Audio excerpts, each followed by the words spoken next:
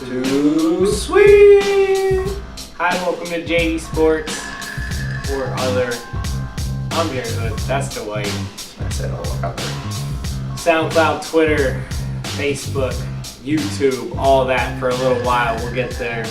Whatever you want. Season 4 of whatever this is. Dwight, I was thinking, because I'm going to ask you about your summer and everything. I was thinking, though, there hasn't been anything, and this is a testament to you, because I tried only once before this. It was a blog / show, but it was not this kind of show.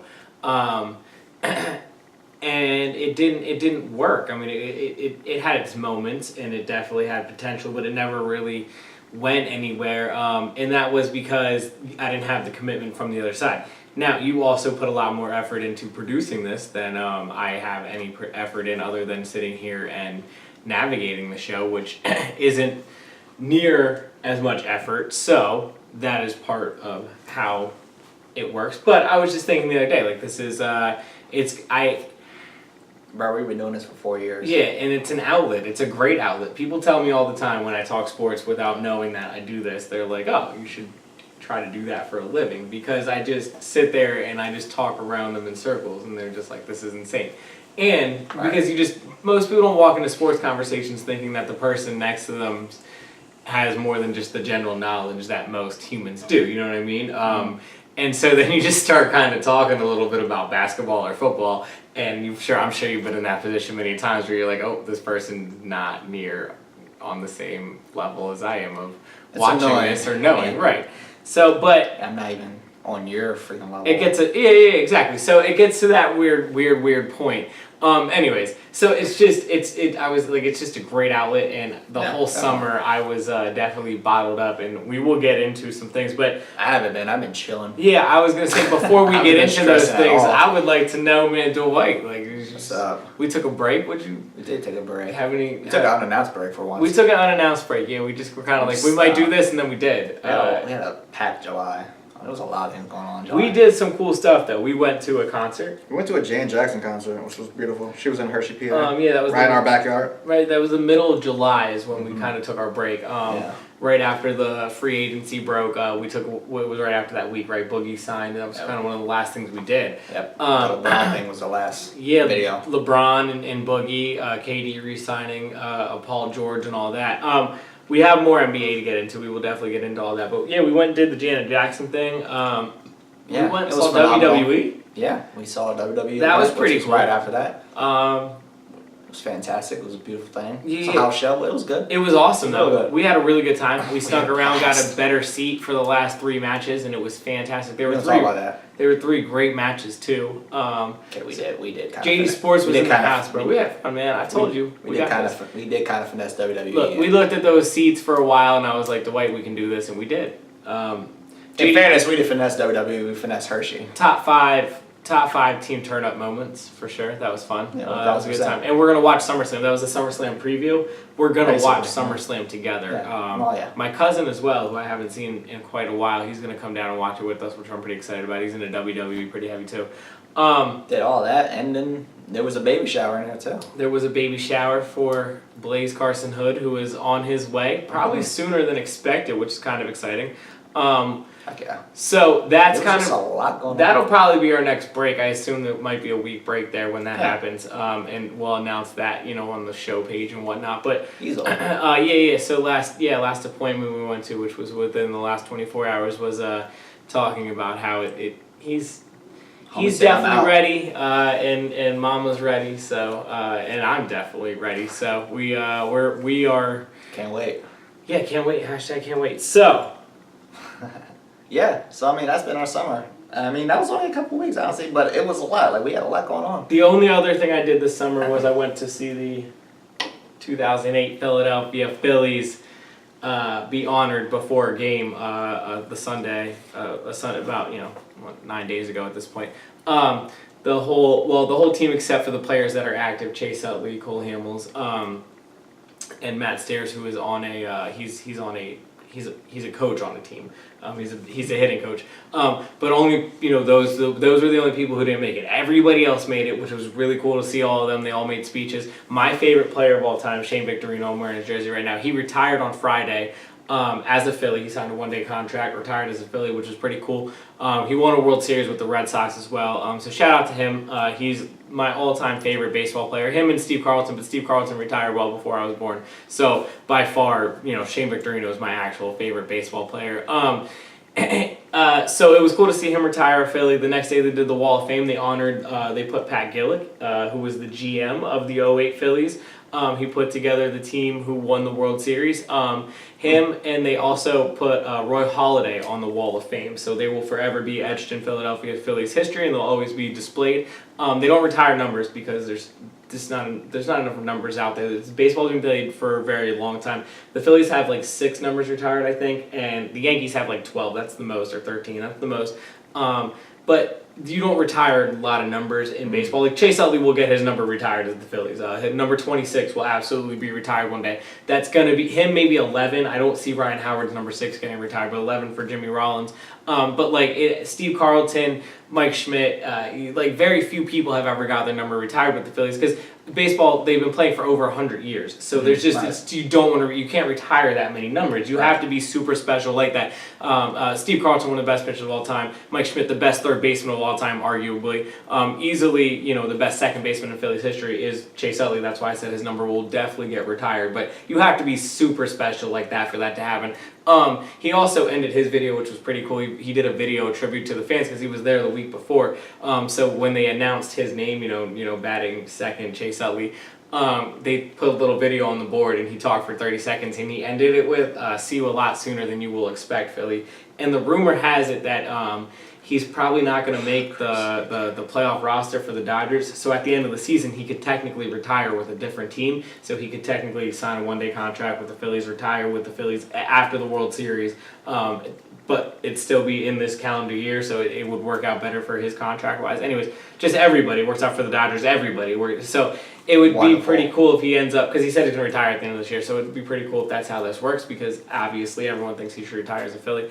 And then, like I said, '08 ceremony on Sunday. The whole thing was very fun.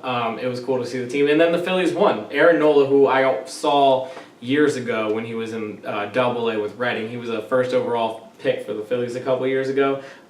This is the first time I've seen him live in a Phillies uniform. And he pitched, it wasn't his best game, but they won. The thing I've liked about Nola lately, we'll get into baseball, is that he's had a couple of struggle outings, but it's less than 3 runs every time, and he's put a lot of pitches up, but not a lot of runs. He's given a lot of base runners he's gotten a lot of base runners, but I like the way he's battled. He's gotten to the 5th and 6th, 7th inning every time, even though his pitch count's been up to the hundreds. We'll get into all that. I could go for days. Clearly, We know. I missed. We know. I missed We this. know. So We Dwight, know. one of the You reasons. hot-winded. Do Back- you breathe? Do you breathe out? Yes. Back to one But of do you the. though? Yeah. No, you don't. By the way, things that happened while we were away. Brian Dawkins. We'll get into the Hall of Fame. But Brian Dawkins went into the Hall of Fame. My girlfriend got me this awesome Hall of Fame cup. It has the stats on the back and on the front. It'd be better if it was a TO1 with a star, but whatever. It's alright. B-Dawk was incredible. Anyways, He was alright.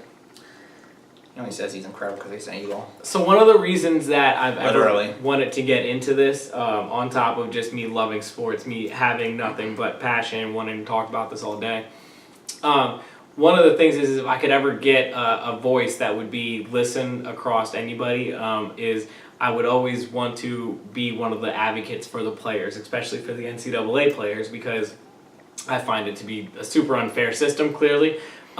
We've talked about this many times. There's 2 situations going on. One has to deal with the way college basketball is about to handle some situations. But the first situation I want to talk about is one of the things I cannot stand about my favorite part of sports. And my favorite part of sports by far is college football. But there's so much dirtiness behind it. Urban Meyer, which, look, I'm not going to sit here and say that we didn't understand that this man had a pretty dirty past in 2009. If you just want to look up those Florida Gator records, I'm not talking about records on the field, I'm talking about criminal records.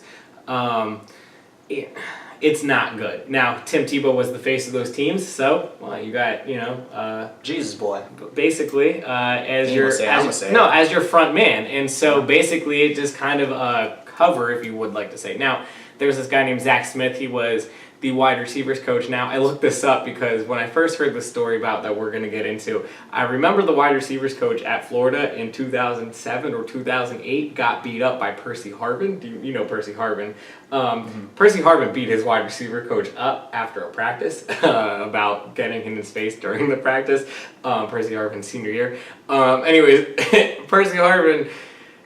It was not Zach Smith who was the wide receiver coach that got. He was actually the guy who replaced the guy who got beat up by Percy Harvin. But so when I first heard the story, I was really wishing it was that guy. Unfortunately, it wasn't. But that's a whole nother story. This is the kind of things that we are dealing with, though. So anyway, Zach Smith was the wide receivers coach at Florida in 2009, I think, to 2010. Urban Meyer retired from Florida in 2010.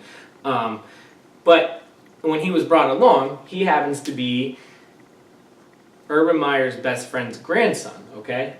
Bruce Smith. And Bruce Smith was a legendary AD at Ohio State back in the day, okay? That's going to link everything together here in a little bit.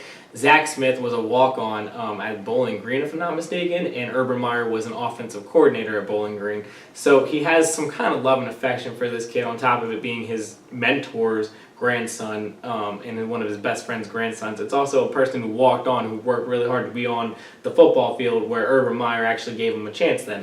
Now, obviously, he probably had a little more of a window than most people, clearly, because of who he is.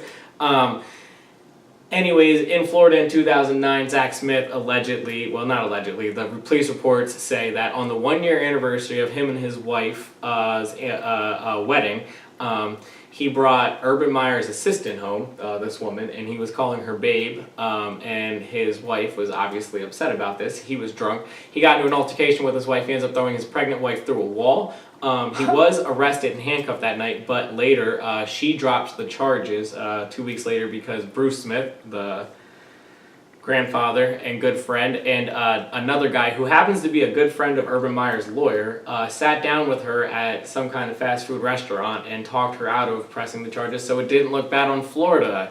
Yeah. So, turns out the police report whited out where he gets arrested, so it doesn't ever turn out he got handcuffed, even though he got handcuffed, printed, and mugshot that night. Anyways, we're not going to talk about that.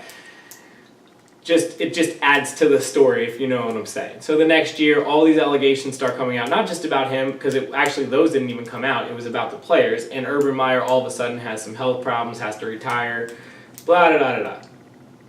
Fast forward, he knew all this, by the way. He helped mentor them after this. He helped keep them together. Obviously, he sent those people to talk to her grandfather-in-law and his lawyer's friend, to talk to her about dropping these charges. Clearly, that was probably Urban Meyer, if we can just put some logical sense behind this. Yes? I mean, if you would think. All right.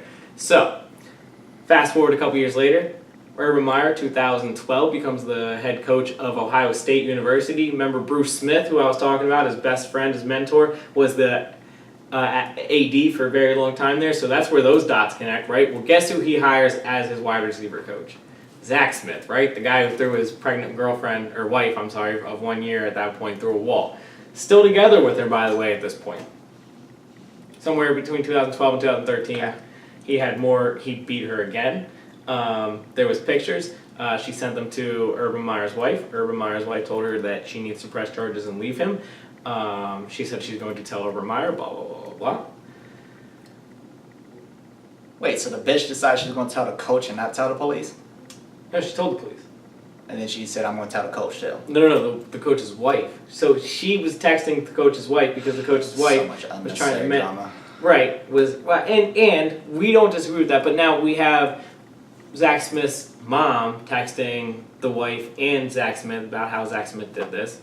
Look, all this stuff. Anyway, point being is, yeah. Urban Meyer what's clearly the point? 'Cause knew this is just gonna keep going. back in 2012, Okay, that this man was a fuck. 2013 when this happened. Okay.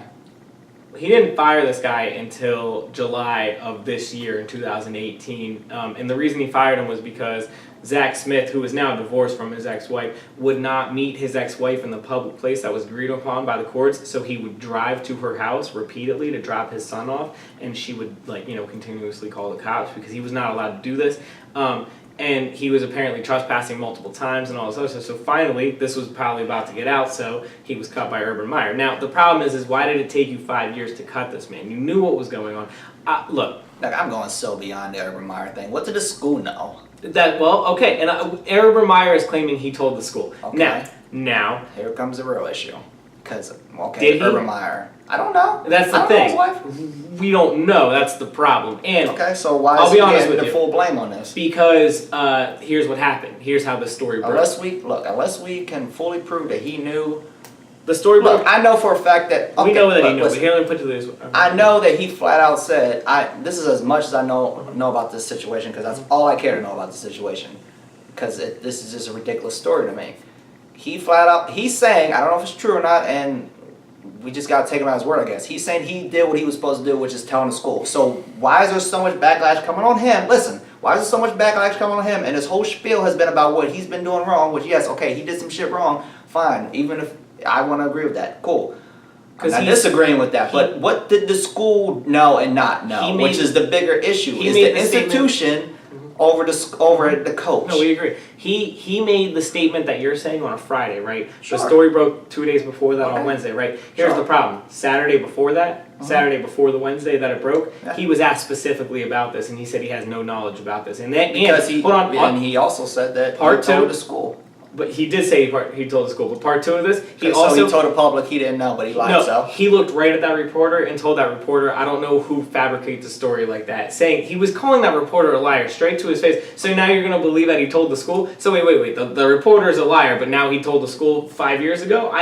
Here's my thing with that. That's really hard to believe. That is super hard to I believe. disagree. I How are you also gonna understand that he didn't want these reporters to run with any story that they felt to run with. Yeah, but he lied to the press. I'm So not mad that he lied to the press. I'm mad that you. Okay, hold on. Here's the thing though. How do you say that on one hand, but then clearly say that you told the school on the other hand? In part two of this, again, here's my bigger part thing. I'm not looking for Urban Meyer to get fired because of any of that. I'm looking. How is this not a part of a moral thing? How is this not part of the coach's contracts? Not just Urban Meyer, any coach's contract right now. How is this not part of coach's contracts right now that you don't have to fire a guy on the spot when you have literal evidence of this? Who cares about? I don't care if the police didn't do anything about this in Florida or Ohio. Here's my issue with this. You have visual evidence. Your wife is sitting here talking to you about this. You were seeing this. I mean, there's no way. This is how Michigan State and Penn State and Baylor, this is how these situations happen. Now, this is of a different degree. This is physical violence to a woman, not sexual violence to kids or women. But it is still of some kind of nature of it was overlooked for 5 years until he finally... And why? Because they were winning football games.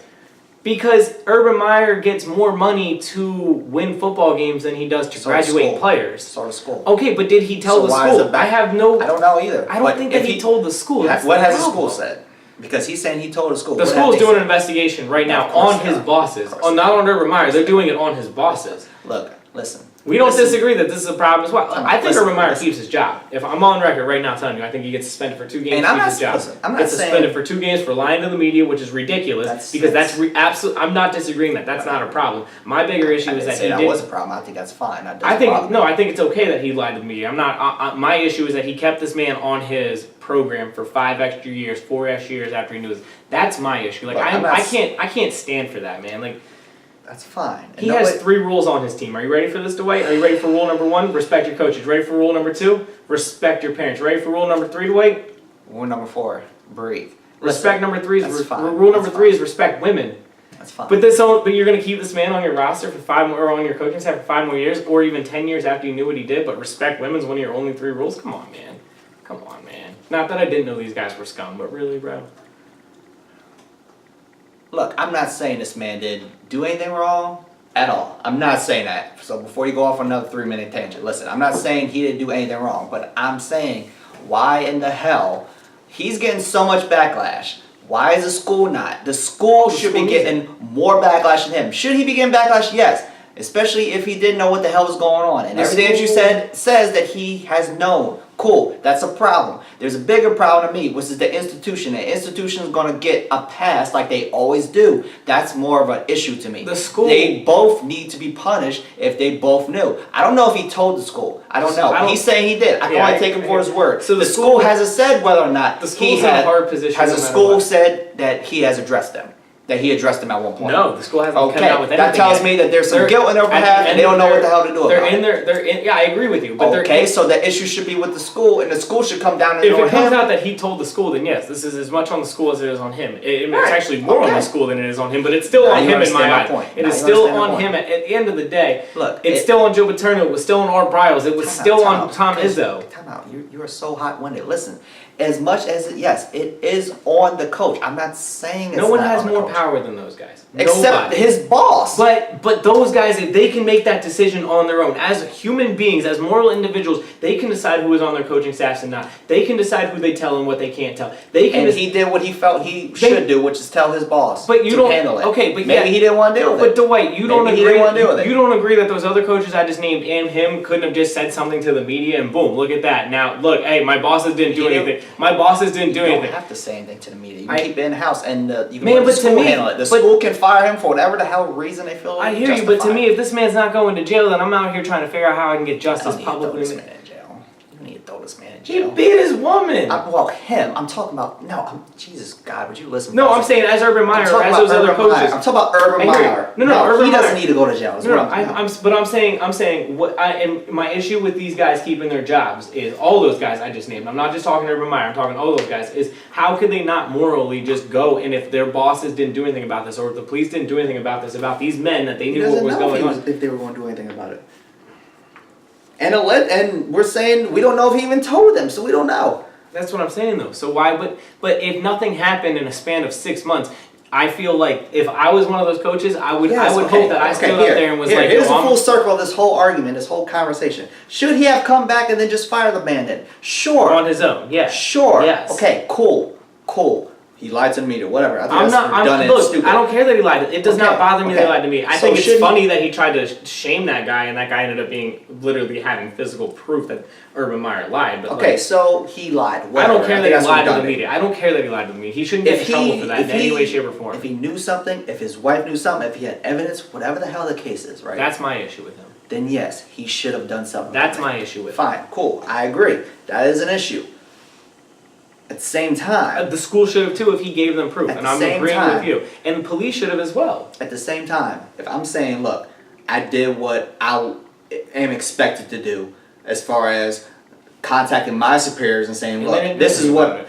He did more than, you want to go there? He did more than Joe Paterno did. He went to his superiors, according to him. We don't know if it's a fact or not, but let's take his word for it. He went to his superiors. If that's the truth, yes, you're absolutely right. He did more than Joe Paterno did. And then they didn't do anything about it. Absolutely. Well, then, if you're him, then you're saying, well, damn, I did what I was supposed to do. All right, I hear you, but... And he don't want to lose his job, so he didn't come out to the media. But I'm not saying lose your job, then I'm saying just fire the guy then. Just fire the guy. You have all this on him. I think he's going to keep that kind of guy on your... You're going to have that kind of guy on your staff? You want that? Listen, he's getting a lot of flack right now. In 2018, you didn't think that was going to come out either at some point? Like, that's my other thing. He's getting a lot of extra flack, and the school's getting a pass right now. But I look at it right now, in this conversation, this school is getting a pass. And that's ridiculous. But I look at it this way, and every school is like this. If you start uncovering this with every school, I'm talking, you can go to Notre Dame. I have a million horror stories I can tell you about the last 10 years of Notre Dame football. And they don't do anything, right. Right, but that's my thing is like, no, but it needs to stop. No, but where are you going with that? Yes, but no, but you said 3 different statements right there. What?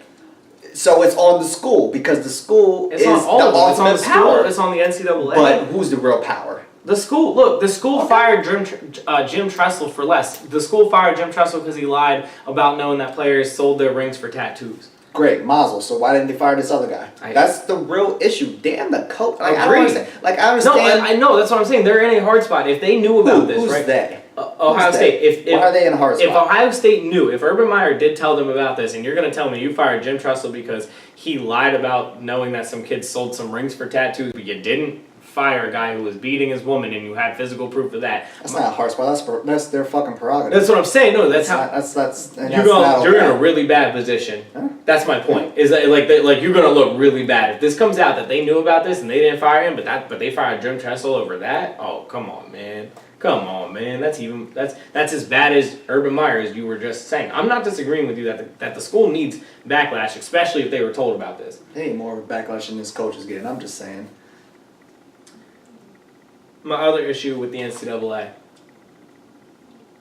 because I think we're past that, right? We know what's going on with that Urban Meyer situation. We'll update it if they ever come out with what happened. He's on suspended right now, unpaid. You know, he's not getting paid right now. He's whatever. Is the school getting unpaid? I think so. Continue. So here's my issue. The NCAA decided to put in a new rule for basketball players. Have you heard this yet, Dwight? You can now, again, come straight out of high school, or you have to play 2 years of college basketball. Stupid. But here's the thing. The new rule allows you to have an agent as long as no money is transferred back and forth or gifts. They can pay for your flights and they can pay for food for you and your family. It's great. Um, Can you have Jordan sneakers? no. No. Stupid. The Whatever. rule allows you to go into the draft, and if you do not make it, Yeah, if you were not drafted, you were allowed to come back and go play college again. So if you go into the end, Can you then get drafted again? yes, That's but you have to wait 2 years. So if you put your name into the draft, right? I'm not against that. I'm so against that. That's just ridiculous. That's fucking catering to both sides. Pick a rule. So Either allow them to come in or don't. So my issue is, That's literally playing both sides of it and not knowing who to please, so you go down the middle and say, well, then you can just come back. Who the hell is going to draft you then? Nobody's going to draft you then. so And who the hell is really going to make that type of a decision as a player so my issue to then is, go back? Knowing damn well your stock has drastically fallen. So my issue is with this. That's what happens when you play with shit, bro. Yeah, I hear it. So my issue is with this. Still give him that squishy ball. In 4 months, because Adam Silver said this was a problem and he wanted it fixed for his future players because he needed them to have a better way into his league, which he wasn't wrong. Stop letting these kids in the league. What he said basically, they fixed it in 4 months, right? And here's just my absolute biggest They issue. didn't fix a fucking thing. They had, So they didn't fix a fucking thing. For the NBA, they did. They made it a lot easier, yeah. Because How? so now, if you didn't draft a player, right, back in the day, if you didn't draft a player last year, that player would have to go to a D League team or overseas, right? But it's a lot harder for them to get back into the league the other way, right? Okay. Where this is. These players don't have to go to China now. They can go back to playing at Duke, or you can go back to playing at Cal. Or If you didn't get drafted the first time around, let's make sure these don't get drafted the second time around. Well, because of how many people say, 2 years from now they're going to be better. How many people say a quarterback should have stayed an extra year in college? I highly doubt that that's going to be a situation. I just don't see it happening. Oh, that happens all the time. I Can you don't see- imagine I don't see- Lonzo I don't instead of last year and coming into the league next year? I don't see these owners having these people coming in and saying, you know what, I'm not going to draft you now. Then you go back to college, and I just don't see that. Either they Why? You see can you or they develop. don't. Either they see you as an asset or they don't. I mean, I hear you, and that's going to be the fun position that teams are going to be in. Do you want to keep drafting players? Do you want to keep drafting players like this, or are you going to draft players that are ready and try to build that way? Like, or are you going to try to draft, the next Booker, where you draft him at 19 years old and you just hope that by the time he's 21 he is what he is with the Suns. You know what I'm saying? But Ain't a man that they will draft that will be a star coming out of that situation. I don't know. I think that we will get some guys. Either you great or you ain't. I hear you. Like either you can come out immediately, I or think you that's- just will no. I think that you don't really care about the college situation, so I think you're missing where they're coming from I'm on this seeing one. exactly where they're coming from. It helps them so much, though. It helps the college players. This Okay, helps, you want to make a rule, then make a rule. But this Keep help- them. Then keep them for X amount of years. Don't play this in and out, in and out. It's not in and nonsense. out. It's That's you exactly have, what it is. You can. I'm going to be eligible for the draft. Oh, nobody drafted you. You know what? I'm just going to go back to college. Yeah. Well, then make a definitive rule saying, no, you got to spend let's say 3 years in college. Then make a definitive rule. Don't do this. No, because if you go into nonsense. college, then right. So if you go back to college, you have to stay for 2 years. Okay, so if you're not drafted the Well, first what's time the difference around, of what you just said? if you're not drafted the first time around, then you get drafted in the third round. Mazel. You made it. Doubt it. I don't know. I think you're way off on that. I think that these players are actually going to come back in. If you don't get drafted, you can still develop. I think some of these players might not. I think you're right that some players might not ever get drafted. Some players might. But I think there's definitely going to be players that come back and end up get drafted in the first round. Some of them might end up being top 10 picks. I mean, look at DiVincenzo. If he would have went to the draft 2 years ago, he wouldn't have even probably got drafted. He was a top 15 pick this year. Or if you're the NBA, you actually want to make a rule. You just say you got to spend X amount of years in college. So, again, But the NBA can't control it. That was the problem. Is that this is an NCAA situation. Well, and the NCAA won't fucking control it. The NBA just gave them money to control it, and that's exactly what they just did. That's not controlling it. That's catering to both sides. But it makes it easier for the players and better for the NBA. The NCAA doesn't I get doubt it. anything out of this. What does the NCAA get out of doing this? I don't know. I That's- don't think they that's gain the anything. point. I don't think the players gain anything. I don't think anybody gains Oh, I anything think out of this the situation. players gain so much. They get to talk to an agent and see how this works. They get to go do the workouts. They get to go through the whole process. And then if you don't get drafted, instead of having to go play in a whole foreign country and maybe not even get to play in a foreign country, you get to continue. But what if you go over there and never get to play? Where at least here you get to continue with your coaches that you were working and building something towards, and you have an opportunity then to try to build for the next 2 years, and you know what your focus is for the next 2 years. I don't see any of these millionaire owners saying, you know what, now, you know what, I passed on the first time around, but now, you know what, he gets a second look. I doubt it. I mean, I don't see that I happening. don't see Anyway. why not. Like I said, there's so many quarterbacks. How many quarterbacks do you hear? Oh, if they would have just spent one more year in college. Okay, so make a rule. They just made a rule. That's the So point. make an actual year where you stay and you have to stay. Don't do this in and out like that. No, I think that in and out. I think in and out's ridiculous. I don't know. Just make a strict rule. Stay. You have to stay X amount of time. Cool. I think the rule itself give has them a gone cho- over pretty well. You're the first person that I heard hasn't liked it. Let's give them a choice. But and then again, it probably won't work out. it's not even- and then either or. Like, you know, I was drafted. I'm just gonna go back to college, try to develop my skills. Oh, then what happens when they're still not drafted? Oh, I just suck. Yeah, That's gonna be the story. that's a very possibility. That's probably gonna be the real story. Um, You don't get the anomalies at the Kobe's out of high school. You get the anomaly was Yeah, like, yeah, well, obviously they were destined and they were obviously gonna be the greatest thing ever. Look at the LeBrons. Look at obviously, duh. This is gonna be the small percentage. It's gonna be the argument, but then you're gonna have most of them probably gonna go back and then really not become anything. So this is a non-story to me, honestly. Just gonna be a bunch of players that aren't gonna be anything. but again, my bigger issue is that the NBA needed something fixed, and in 4 months they did it. Yeah, I don't think it's fixed. All right, fixed. But you know what I'm saying. The NBA asked for something, and it happened in 4 months. Where the transfer rule needs to get fixed for like where players can transfer, and it's not. And like they're just not. They're just dilly dallying on it for a good 5 years now. And it's just like, are you serious? Like you guys really just up and did whatever the NBA asked in less than 6 months, but you can't do something that's been brought to light more than enough times. It's annoying, it's frustrating, and it's what I hate about the NCAA.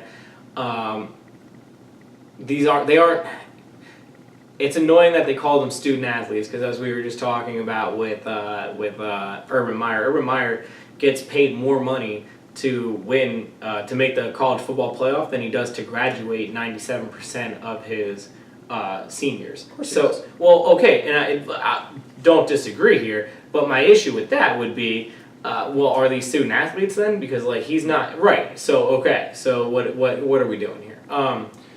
It's out of control and it's annoying and it just really bothers me, and I wish that we had a way to fix it so that shoes could just be sold by players and make money and we would be okay with it.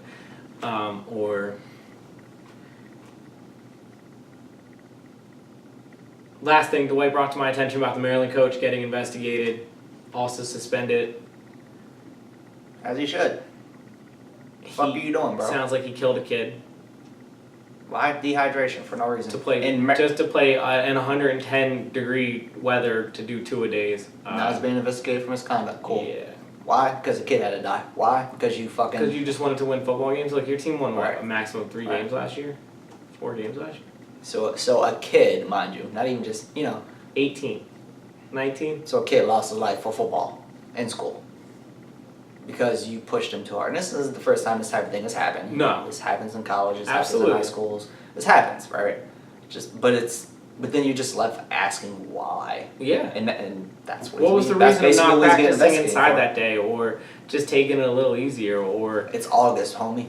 And there's just no... Yeah, this happened in July. But still, no matter what, it's the summer. It's humidity. Summer. Why are you There's pushing just- these kids there's so no hard reason. that they are dehydrating and passing out and dying and, it's unnecessary. There's That's no the type of reason. It's just investigation that I can get behind. Like, that's Yeah, just agreed. That's nonsense. That's bullshit. That's on you. Like, So, that's a coaching call. I hope that they get down to exactly everything they need to. It sounds like he, this isn't just him. As you said, this is across football. What's happening is that the rules are starting to become so that they can't put the pads on in practice as much as they used to, and coaches just won't, for some reason, adjust to this. Instead, they feel like they have to just still put the pads on them and go around these rules. And Football starts at when? end of August, early September. What are we doing practicing in July? In 100-degree August 20-something, if I'm not mistaken, is the first Notre Dame game. Late August, first weekend in September. It's Memorial Day weekend. They play Michigan. They don't need that. No. Take your ass inside. Well, Notre Dame just started their training camp a week and a half ago. They had practices and everything like that, but all their practices over the summer were mainly indoors. I saw a lot of pictures. That's what it should be. It should be indoors. 1000%. You want to do indoor practices during the summer? I'm all in on that. There's no reason to have an outdoor practice anywhere in the country in the summer. There's zero reason for that. There's zero need for that. Other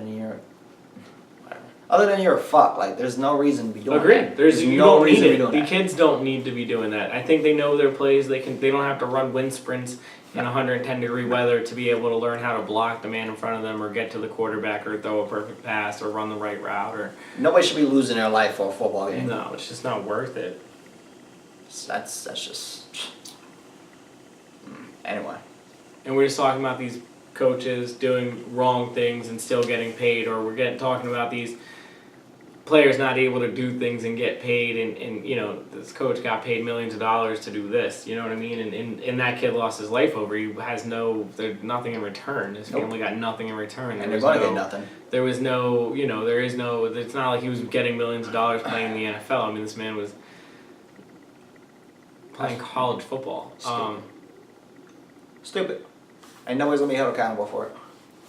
Hopefully this coaches, and these are the Yeah, kind of good guys, job. as I said about, with Urban Meyer not doing the right thing, or Art Briles, or Tom Izzo, and Mike D'Antoni, and Joe Pa. This guy, there's just some guys that should probably not ever coach again. I mean, you can't overlook things. Not Mike D'Antoni. Yeah. What's his name? Mike, I'm looking at him, the Michigan State head coach. Mike, It's not D'Antoni, homie. it's Dan something. Whatever. It's Uh, not Mike D'Antoni. It's not D'Antoni, it's Okay. Dan something. Moving on to the MLB. Okay. Barry Bonds has his number retired on Sunday. It sparked a pretty cool debate that I don't know if we've talked about steroids and everything that before, but real quickly, it's about Bonds being in the Hall of Fame, and here's how I look at it. I'm shaking my head because it's just, you can't have it both ways, MLB. Well, the MLB didn't retire his number, the Giants did. On You their can't own. allow them to do that if you're not going to acknowledge the The fact. Giants don't get down with the MLB and how they That's handle the fair Bonds enough. situation. That's fine. The San That's Francisco fine. Giants That's are fine. pretty funny how And this they're doing goes. it right. Yeah, it's actually pretty cool. I've always liked how they've supported their man. Like, they're just like, you know what? Yeah, he did it. We know. And here's the problem. Look at this. Oh, that record books. He still hit the ball. And look, we Look can how have many eyeballs he put on this team. in their mind. Yeah. They're still selling Barry Bonds jerseys. You know As what they I'm should. saying? Like, they're As they still should. making money off of Barry I'm Bonds. all in on They're this not mad situation. about him. I'm talking about the MLB. It's- Right. We're on the same page on that one. And you know what? That's Guess who ridiculous. at the end of the day is making money off of Barry Bonds if the Giants are? MLB. They have to be, because they get 25% of all jersey sales. But we So- won't put him in a hall just like we won't put other dudes in the hall. Pete Rose should be in the Hall of Fame, considering we're literally about to McGuire, legalize gambling. Sosa, all of them. We're about to get into the steroid conversation. We talked about steroids, It's and my biggest exhausting. issue with the steroids thing is, like, I don't like guys like Brian Braun because they just tried to destroy people's lives instead of just admitting they took steroids. I have zero issue if you took steroids. I'd rather you not do it, but hey, it happens, and I understand the reasons. All right, moving on. Point being is, here's the debate: Bonds and them, and as you just all the other names you just named.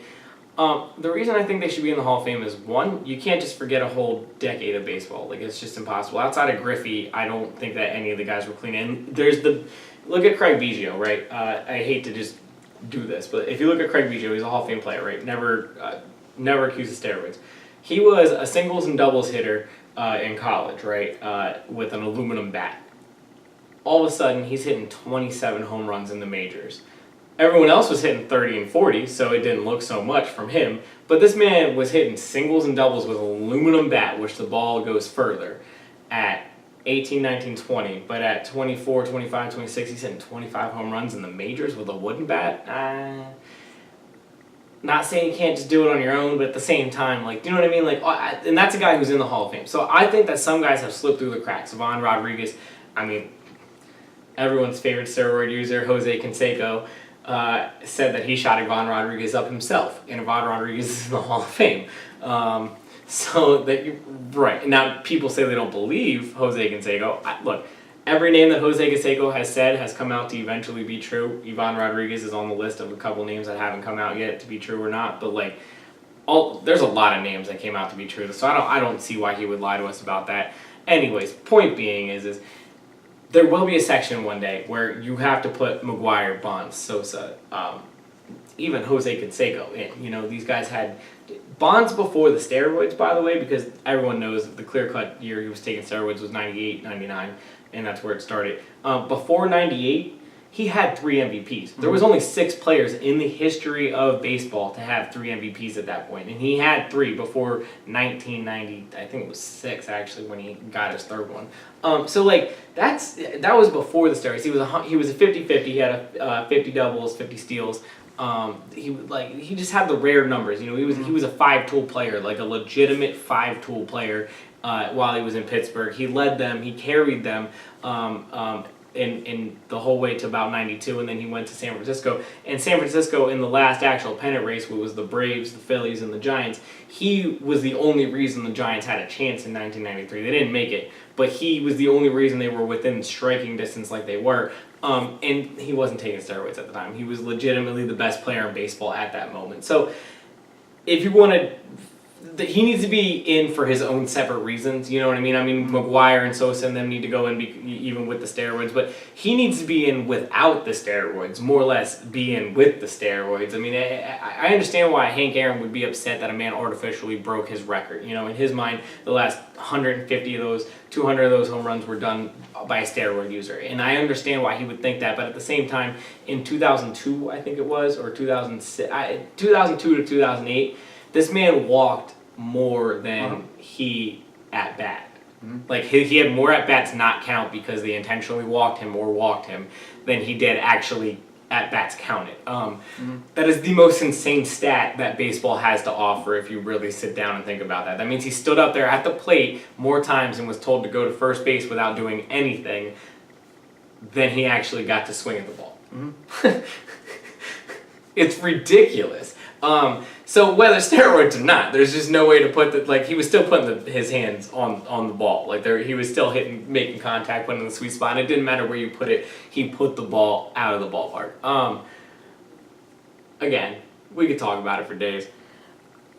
On to current baseball. I'm not going to because baseball is just on to current baseball. Everything. They're just backwards and broken and behind on everything. So. On to current baseball, about 8 days ago, the Red Sox and the Yankees finished up a series that I said going in. It was a 4-game series. The Red Sox were down 6 games at the time. I said if the Red Sox can split, if the Yankees can split, the Yankees were down 6 games to the Red Sox at the time. I apologize.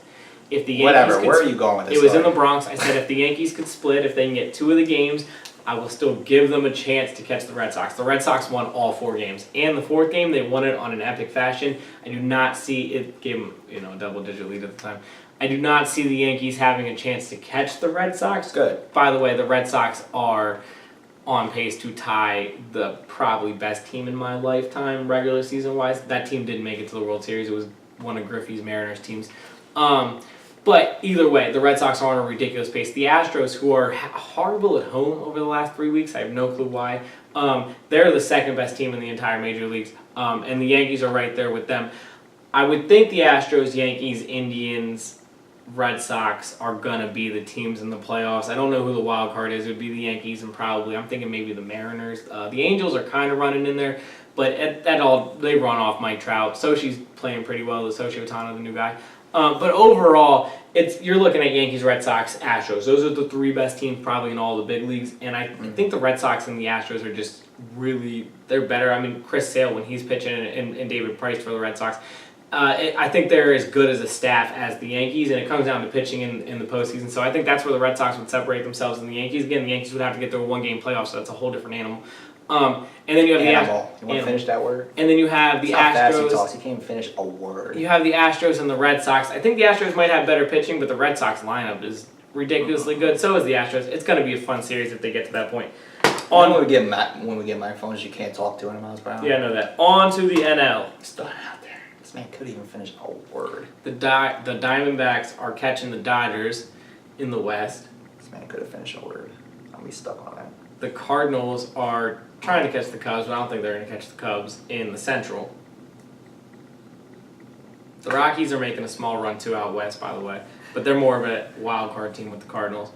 This man said Annam. The Phillies, Braves, and Nationals are all fighting for the NL East lead. The Phillies are tied with the Braves right now, as of this current recording today. They had a game and a half lead was the maximum that they've had. So they've been fighting and clawing pretty for a while with the Braves here. The Nationals are 5 games back, so they've kind of kept the Nationals at bay, but the Nationals have been on fire since the All-Star break. The Phillies and Braves were as well at one point. That's why they've had their lead. Bryce Harper, since the home run derby, has been insanely good. He's caught fire. He won the home run derby, and it was pretty cool to watch the home run derby because the home run derby has turned into the dunk contest over the last couple of years. The dunk contest has kind of names you don't really know in it, or it's just really kind of been bland overall, even the dunks itself. I mean, once you've seen a home run, you've seen a home run. Once you've seen a dunk, you've seen a dunk. It's kind of hard. It's not like, the 80s and 90s anymore where you can really come up with some brand new ones. There's nothing different going on. They're not hitting the ball 450 feet anymore, you know what I mean? Well, they are, but it's not the same. They're not hitting it, as far as they used to. Point being. Put some names in there. They watch it. I think anything to do. And Bryce Harper was a name, so a lot of people watch it. And it was super fun because you did have guys like Rhys Hoskins, who was the Phillies player. But that was, Bryce Harper was the biggest name. Rhys Hoskins, he just, as of the other day, played his first full season, if you count 162 games. You know what I'm saying? Now, he has hit the most home runs in the MLB over that 162 games. To be honest with you, Rhys Hoskins has hit the most home runs other than Mickey Mantle in the first 162 games that any other player has ever. So, he's on some uncharted territory. Shout out to the Phillies. So we know these dunk contest dudes are just acting scared and this, that, and the third. So what's the story with MLB players not being in the home run derby? Because there's really no excuse for that. So last year, I can tell you what, as somebody that doesn't watch baseball really, I might follow a little bit of playoffs, some World Series. I got you. I used to always watch at least a good half of it, at least the last half of that, the home run derby. Now I can't tell you last time I sat down to watch any of it, even for an inning or whatever, one at bat. I haven't watched the home run derby in a couple of years now, several years at this point. I used to watch it pretty regularly every year, at least. So what they actually did over the last 3 years is they changed the format every year, and they found, I think, this year their best format. It's hard to explain, and it didn't just happen last night, so it's I'd have to go back and watch it to explain the rule detail by detail. But basically it was you versus somebody else for a round, and then you versus the person of another one, and then you met in the championship against somebody else. And they did it against the highest home runs versus the lowest home runs. And it was actually the best way they've done it, right? Because it used to be AL versus NL, and then it was every man for himself, and then it was but you got 10 minutes. And this year was you had 2 minutes, and then if you hit X amount of home runs so far, you had an extra 50 seconds or 30 seconds or whatever it was. But other than Bryce Harper, there was no names in it. To answer your question on that one. So the Stars were scared? To answer your question on that one, yes, but I think that the Bryce Harper and Rhys Hoskins are just two of the guys, because there was other guys in it that actually have probably changed the tide on this. What happened last year was Giancarlo Stanton, who is with the Yankees now, had the most home runs going into it. Aaron Judge had the second most home runs. They had an epic battle, right, the whole way to the end. Aaron Judge won it, but they had this insane battle, right, back and forth. Both of them went on the biggest slumps of their career by far. Oh, so we are blaming the home run derby. They did. They both did. But this year, Bryce Harper on fire since the home run derby. Rhys Hopkins, he came out the gate, his first 8 games, 9 home runs. I mean, it was off the hook. And there was a Brewers player who hit 6 home runs in the first, 9, 10 games after the home run derby. Like, point being is these guys didn't lose their step the way the guys did last year. So what I think it's going to do is have the bounce back effect. What needed to happen, and I think what everyone agrees is, and it should happen now next year, is Stanton and Judge, they were on different teams last year going at it, right? And it was the most epic home run derby in a long time. It was very fun. This year was very fun. The format was great, but I think Stanton and Judge on the same team going at it like the way they did 2 years ago, I think that's a better storyline. And then we could maybe have a rubber match if Stanton were to win next year. But now you have to throw Bryce Harper's name in there. The only thing that hasn't happened yet, and I think it will happen, is Mike Trout has never done it. He's the biggest name. I mean, Bryce Harper's the biggest name. Mike Trout's the best player in baseball. I'm talking. So he's Mike Brown in it. Yeah, Mike Trout is a top 10 player of all time. I don't know. He's not going to win the home run derby. He wouldn't beat Stanton. He wouldn't beat... Bryce Harper was the favorite by far. And I was like, there's really no reason to even bet this because clearly Bryce Harper was the best home run hitter in that. As good as Rhys Hopkins is, I didn't think Rhys Hopkins was going to, beat Bryce Harper in a home run derby. So it's this 2018 issue is what you're saying? And my thing is Mike Trout... stars are scared. Mike Trout, okay, so the other side of this is Mike Trout isn't LeBron James. Mike Trout doesn't like the spotlight on him, and that's part of... He doesn't want that to be part of it. I think he... Just go out there, man. Agreed. I can't stand these new age players in any sport. But Mike Trout's, it's a humble, it's a bad thing. It's not, I think it's as much of he doesn't want the spotlight on him. Please. How about you just go out there and show what you can do as who you are? Agreed. Okay, so go. He's a great guy. He's a great player. I would love to see him in there. I think that it would be fantastic to see him, Stanton, Judge, and Harper in next year's. I mean, you're talking 4 of the biggest names in all of baseball. How insane would that be if you can get them? And then if Rhys Hopkins keep hitting at this clip, everyone's going to pay attention if it stays in the mantle range. So you throw a name like him in there. There's a guy from the Brewers right now who is on an insane number of home runs, right? You throw him in there. So there's other guys you can throw in there with them, but you get those 4 guys. I mean, that's the nucleus of growing the sport in one night. You know what I'm saying? That is not what happened. That is not going to happen. Agreed. It would be like having LeBron James and name 4 other Kevin Durant. It's these new age athletes, dude. It's the past 15 years where these athletes they're Kawhi, scared. Harden. They're afraid of spotlight. They're afraid of having that type of pressure. This is why, I don't watch these. Right. This is why, I do. I mean, I do watch the dunk contest a lot, but it's not as impactful because back in the day, you would have in all of them. In all the sports and in individual competitions, the best of the best would show up and want to prove that they are the best of the best. Why we're at a point now where these new age all-stars and superstars are afraid or whatever the issue is, I don't know. I'm just saying afraid. Because what else is it? Where they just don't want to show up and have that spotlight? I hate it. And it makes not only them look bad, it makes the sport look bad because you want the best of the best to be showcased. And when you have guys who just now had their first full year, it's like, well, who cares other than whoever follows that team? And even then, it's like, no, you're right. So look, when you got the best of the best, it's better for the sport. Who was a pretty big name 2 years ago for the Cubs. Cool. 2 years ago. But that's it. I mean, no, I'm not disagreeing with you. We're on the same page. I would have loved to see Mookie Betts or J.D. Martinez, who are the 2 best players for the Red Sox, who are leading the AL MVP race right now. I mean, look, I think Mookie Betts should win it, right? I think you got Mookie Betts. I think you got J.D. Martinez and Mike Trout right there with Mookie Betts. But I think Mookie Betts should win the MVP race if it ended right now. In the NL, I mean, it's wide open. You could throw a couple names in there, and I wouldn't argue with it. So, regardless, if the best of the best isn't willing to compete, then I can see you one of the best. I would love to see Trout in it next year or the year after. He should be in it, just like Aaron Judge should be in it. The MLB trade deadline, right after this, because of how good Harper was doing, they talked about maybe not putting Harper up for sale, and they never tried to trade him, which they were talking about that was a possibility. Because his contract ends this year. And here's the thing. As a Phillies fan, of course, I would love to see Bryce Harper with the Phillies, but I don't want to pay $300 million for anybody. Even like Trout or Bryce Harper, as much as I think they are the 2 best players in baseball, and as good as I think the Phillies are, and as I think that would actually put them as the best contending team in the NL, they would be as good as the Cubs and the Dodgers. especially if their pitching staff can pitch as well as they are right now. Just $300 million is just too much. $200 million is just too much for one a player. pennant. Huh? For a World Series, that's too much.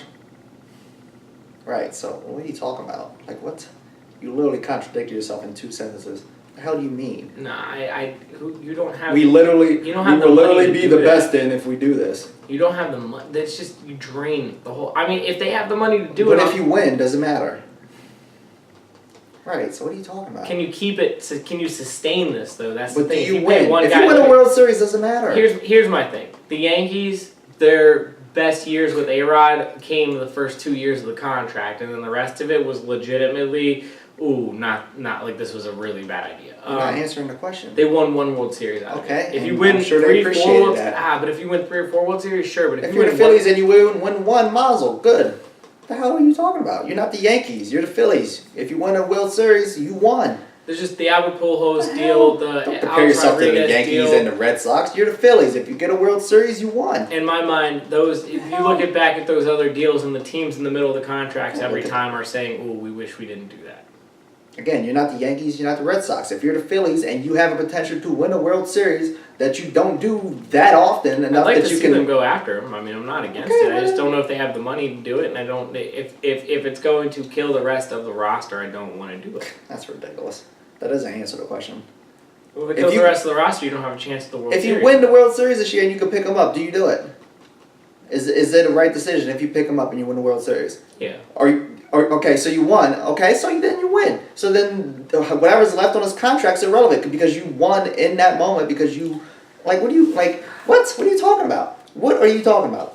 The Phillies overall in my lifetime have not been in contention. Correct. More than not, by far. Okay, and now you're in contention. You have potential to win a World Series this year, and you do it. Was it a failure then to sign him? No. But the thing is that they have a chance. Now, I don't think they could win the World Series this year, but they have a chance to go to the World Series this year. I think they could beat the Cubs or the Dodgers in a 7-game series. Okay. But they would lose to the Astros or the Red Sox. It's not even close. Okay. So then that makes it a failure then. No, not failure. This is actually, Dwight, they are 22 games above what they were last year. They are Again, so 17 can you games answer the above what question? Vegas thought they would be this year. This year will not be a failure in any way, shape, or form, even So if they they don't should make sign the them. playoffs So right they now. should go on Absolutely, I'm in. Dwight, you've convinced me. That's why we'll be good GMs together. On to the NBA. I'm not being sarcastic. I'm really trying to get a real answer out of you.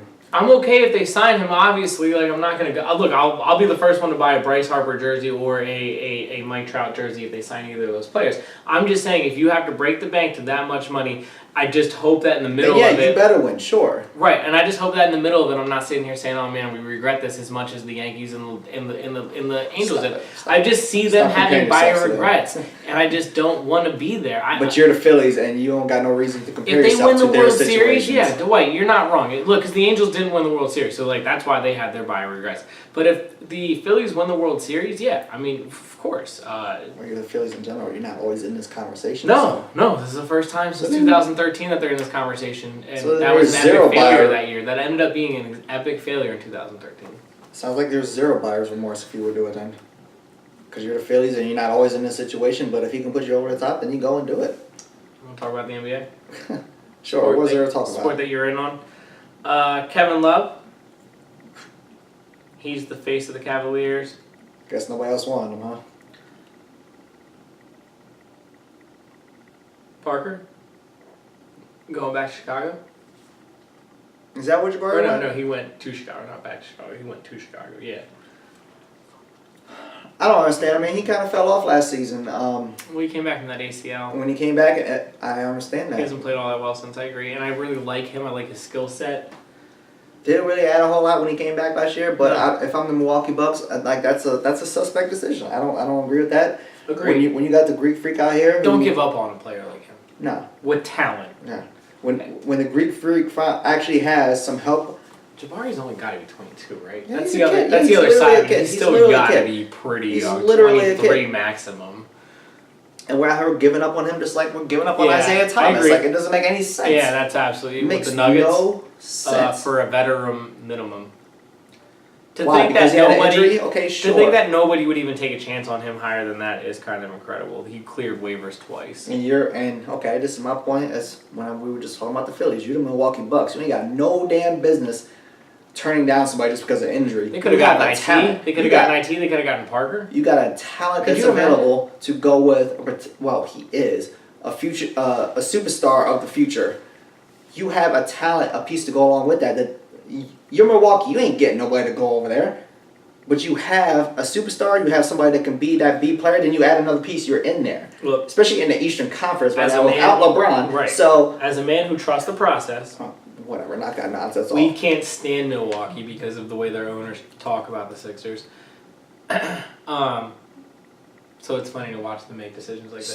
Stupid. Just like, well, it's just like what we were just talking about with the Phillies. Like, you ain't got no damn Can I business go on being record?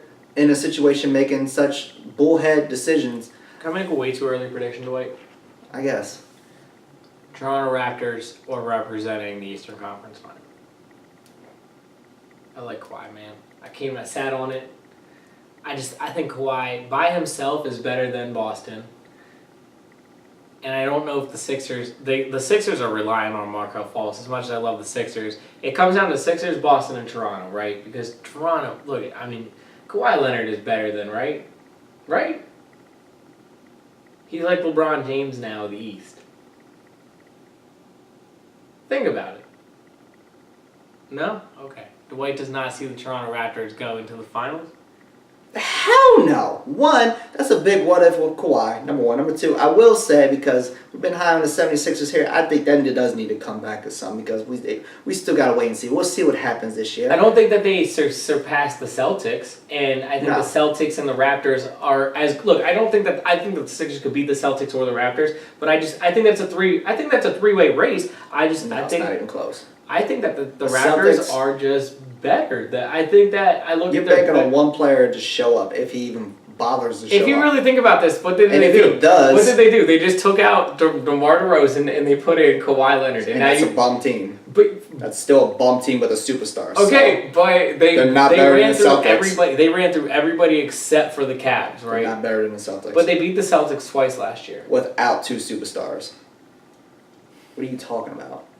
And as much as I just said the Sixers are kind of overrated, and they are. The Sixers are good. Right. They're 50-plus win good. The Yeah, Boston's easy. 55-plus win good. I think the Raptors are 50 to 55-plus wins. It's the East. Those are the three teams. That's where I'm at, man.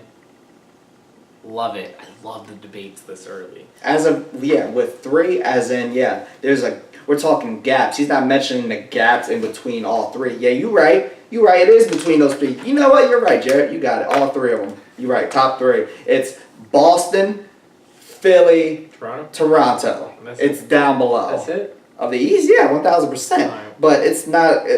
You just 50. Well, they're all 55-plus win. No, they're not. No, they are not. I think they. Toronto, why? Just because of Kawhi? Yeah. Just because of Kawhi? Kawhi, all is you do was take out DeRozan. They won. And they weren't that They won good. 62 games last year. Okay, how far did they go? To the finals, apparently? Okay, but my Really? point is they won Really? 62 games, so just take out DeRozan and put in Kawhi Leonard. They're not better. Clearly, they're better. They're There's not going not to even the a finals. question, right? Okay, but they won 62 last year, so they're going to win more than 50, 55.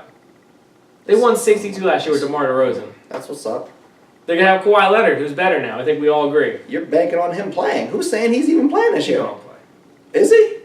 I see him smile in that one picture or something. I haven't heard of his man since he got traded. Last time I heard from Kawhi, he wants to go to LA. Hey, what about one boy Melo? He had a very long Yeah, career with who? the Hawks. Who?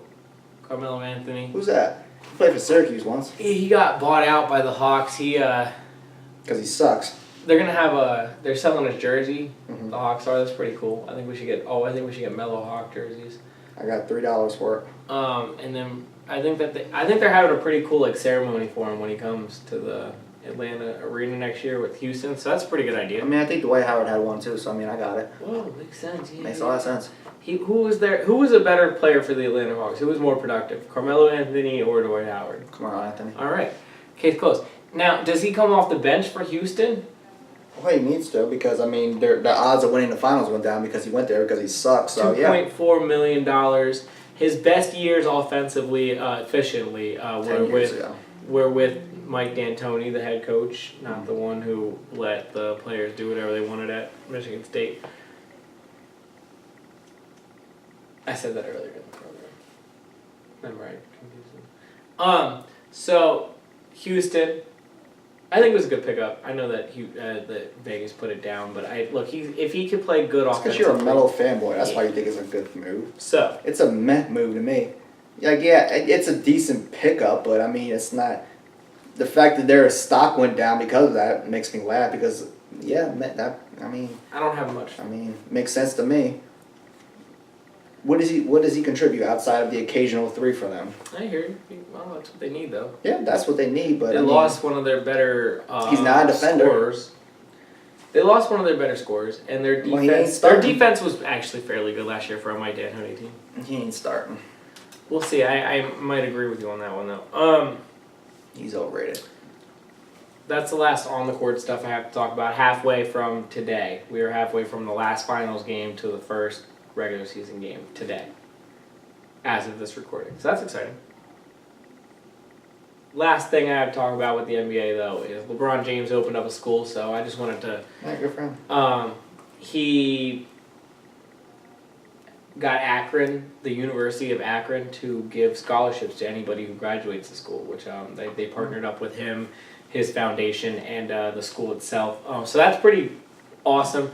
The school itself is also going to pay for kids, a couple shirts, bikes, food for them and their family, things like that. LeBron's going to auction, not LeBron, he was already planning on trying to auction through his foundation 104 game-worn shoes, but what they're doing is he's actually going to auction off, the school itself is auctioning off one, and then they're giving the kid the other one. So they're going to put the kid's name over the shoe for the year, and then they're going to give the kid the other shoe. It's a game-worn, 104 game-worn shoes, which LeBron didn't know about, so that seemed pretty cool. And then the president didn't like it, and then some other guy decided to talk about how LeBron is getting too much credit, and that guy probably has never opened up a school or anything and helped out underprivileged kids. So Underprivileged black children. in the inner city that were getting left behind in the school, Right. because the education system, and at least look, our own Harrisburg school district is like 35% behind the high schools that we graduated from. I worked for them. It was horrible. It's literally the education system is the standards are 35% behind in the inner city of Harrisburg. So you can only imagine places like Akron, who were in the lower 0.02 percentile of that, things like that. There's a lot of places that need things like this, and so what he decided to do was only make kids who were testing well below their actual grade level of the suburban schools.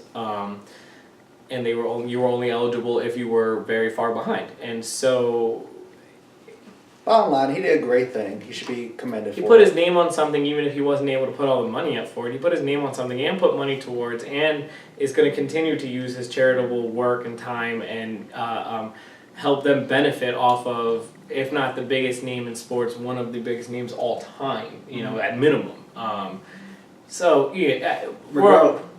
We're on the same page, Dwight, and I don't even have to go any further with this. No, I don't give a damn if you're the president or if you're some bum ass reporter. If you can't just recognize. if you can't even just appreciate it and let it say, be, hey, man. that's what's up. Yeah, that was pretty cool that you did that. If you can't do that, then you're a bum. I don't care who you are. Because basically what the one reporter did at one point, he said he got mad. He said that LeBron isn't actually paying for the scholarships. And I was like, all right, instead of celebrating that LeBron was able to talk to people at the University of Akron who are now going to put together an extra program on the side for the I Promise school and other I Promise things for when you actually go to the University of Akron from other inner city schools. But point being is LeBron was able to bridge a gap because he talked to them personally. No, is he going to pay for all these scholarships? No, the University of Akron, just like scholarships from the NCAA, are going to give free room and board. This is part of their charitable act on their own. But let's celebrate that they did that. Let's not say, oh, LeBron James is getting credit for doing something. No, all right, whatever, cool. He's not paying for all of those scholarships. But what he did do was get a university to do that on their own, and that's pretty awesome in and of itself if you really think about it. They're not doing this if they just opened a random school. Maybe they are. I don't know. But point being is now it's brought to light, and they should be celebrated. It shouldn't be frowned upon. Anyways. Yeah, And like I said, I don't care if you're the president or some bum-ass reporter. If we're done it, you should be celebrating it. That's all there is to it. And, yeah, the president. He don't want to say it, but yeah, if you're a bum-ass president of the United States or if you're a bum-ass fucking reporter. It was. Like, it doesn't matter who you are. That's ridiculous. Brown should be celebrated for that. Case in point. So, if you want to keep up with the president. No, I don't want to talk about this asshole anymore. What else are we talking about? The NFL. Okay. Do you want to talk about other stuff and then that again? No, let's talk about this asshole. What is he doing now? Well, so it's not even just him, but yeah, I mean, he tweeted the day after the first preseason game Because he ain't got nothing else better to do. that the players need to get suspended for the entire year if they All three of them took a did. knee. Still take a knee. All for the Dolphins. Now, the reason the players for the Dolphins were the ones to do is because the Dolphins were the only ones who came out. We actually talked about this last show. It happened right as our last show. The Dolphins were the only team to come out with a report for their rules, and under their fines and suspensions, it was about protesting the anthem, which the CBA says that you can't do anything like that because this wasn't negotiated through the CBA. So it was taken out, and then all the other teams put a halt on putting it in their rule books and fines and suspensions and all that. So now there is really no rule other than if you come out for the anthem and protest, we don't know what's going to happen, but you have the option to stay in and not even come out for the anthem. But these players protested, and there hasn't been any answer. Stop having an anthem. Like we said, we had so simple. We had It's not that serious. we had the Jets GM and owners all come out together and say that if a player wants to protest, they will back them. There's not going to be any fines or suspensions from them. We've had other teams say that they've at least players say that they've been at least notified that it's okay if they want to do it from their directors. I don't know. Point being. And the way this was put in was also not really well. It sounds like only about 12 owners voted, and there's 32 teams. 12 owners voted, right? So that 20 other teams, right, didn't vote. They didn't vote yay or nay. They just didn't vote. So the NFL just doesn't have any balls. So they called it unanimous because 12 said yay and no one said nay. 12 out of 30. Stop showing a damn national anthem. It's not that damn It serious. is a very interesting situation. The president got angry, said that those players should be suspended for the entire season. He doesn't watch the NFL, so I don't even know how he even knows this information. He said to Jerry Jones this is a winning issue for him, and he's not wrong because he's not... Look, right, because everybody's caving into his ideal. And because the issue's so far gone. The players are going to keep doing it, so he's going to continue to be able to win off of this. And they're making it... And the players are doing it less and less. So no, the president's winning. Cool. Agreed. You're the winning, players aren't even doing it at winning, the rate that they were before. We're on the same page there. He's winning the issue that he doesn't even understand and that we're not even fighting for. I think so week whatever. one, at this point, I don't even care. I don't care about this situation. I think week one will be the tell, if a lot of players do it or not. But I think if we get through week one... It's going to be done. Agreed. But I think that your prediction on this one is right. But... If we get through week We're already one, damn near done with it. I hear you, but if we get through week one, I think there is no chance that this is going to be an issue. It's not. Who knows though? It's not. You're gonna have the Can same. we bring up? You're gonna have the same handful of people doing it, but it's not as impactful now. Unless it's majority. It's not even a majority. It's not even a percentage of a majority. It's a percentage of a percentage of a percentage of people that are still doing it. So it's lost now. It's on done. the other it's side. over. On the it's other done. side. It's done. Out of the. And we're not even. We just went through that whole thing and we didn't even say why it's still being done. Why? Because there's an actual issue. Instead, we're still arguing what this orange asshole in the White House is arguing, which has nothing to do with what the hell the issue actually is. I think they said out of 6,000 Americans polled who said last year that they wouldn't watch the NFL anymore. Those same honkies watched the NFL last year. 2/3 of them watch at least 2 games or more. Oh. They polled them. Just like I just said, well, the president says he doesn't watch football, so how the hell does he even know who the hell's taking a knee or not? Because those same people were still watching football. Frauds. The only thing I want to bring up, one last thing with this anthem. I hate fraudulent things. I hate to... I would like to know, actually, your opinion on the... Do you? Cowboys situation. What about it? Well... There was nothing new. The way... Alright, nothing new. But Jerry Jones saying, toe on the line, or you can't play on our team. Dak Prescott kind of going extra overboard, supporting it. Okay. I look at it this way. It was Jerry not an issue to me. Jerry Jones supports his players 100%. If he backs you, he backs you. You know what I mean? Right. So I feel like that's what this is in return. I think this is Dak Prescott, Zeke, whoever, everybody backing him the way that he backs them. I think that they have the unconditional support for him the way that he has for them. I think that's okay. There is a very good mindset in locker rooms, especially it seems like strong in the Cowboys one, I would say, from an outsider's perspective, of a family environment of we got we. The issue I think a lot of people have with it is you'll employ somebody who beat his woman, threw her on a bed full of guns, but now you're going to say you're going to cut somebody who doesn't stand for the anthem. One, do you think he'd cut somebody for not standing for the anthem? I don't think he would. One, all right, no, we're on the same page. So that's the end of the story right there. You don't have to go any further. No, my thoughts. That's the end of it. My thoughts are no. Two. He wouldn't. He's too smart. No. One, two. Again, he made this statement last year, so I don't know why everybody's acting like it's breaking news. And he tried to meet them halfway. Three, if these damn players really felt some type of way, if Dak Prescott, like you're saying, had some type of backbone and he really felt how he felt, then he would take a knee. So I don't think I think that's blown out of the water too. Past the knee thing, you know what would also happen? Here's what I actually, because they've been very vocal about this. If he wants to do some kind of work like that on the outside of football, Jerry Jones will be right there next to him. Because guess what? If Dak Prescott says, damn it, fuck that, I'm taking a knee, guess what Jerry Jones is not going to do? Cut him. But not even just on the football field. I'm saying what Dak Prescott has presented to the media is that if Dak Prescott wants to leave the locker room, right, on his off day and do something like that Jerry Jones will be 100% supportive of him doing that. Mm-hmm. And he is, not just Jerry Jones has portrayed this, I'm saying Dak Prescott has portrayed that, and I think he's portrayed that very well. Like, I think they put that out there as well as possible. So, I'm on the side of, I think this whole Cowboys Jerry Jones situation story that's come out the past couple weeks is a non-story. Like, I was just like, there's a lot of ironic things and it's funny, but like it is what it is. I don't think it's ironic. He wouldn't take his hat off for the anthem, like things like that. Like, it's, come on, man. It's been one, the story's been told too. Like I don't think there's a single player on that team anymore that it even has the backbone to do it if they felt some type of way to fucking do it.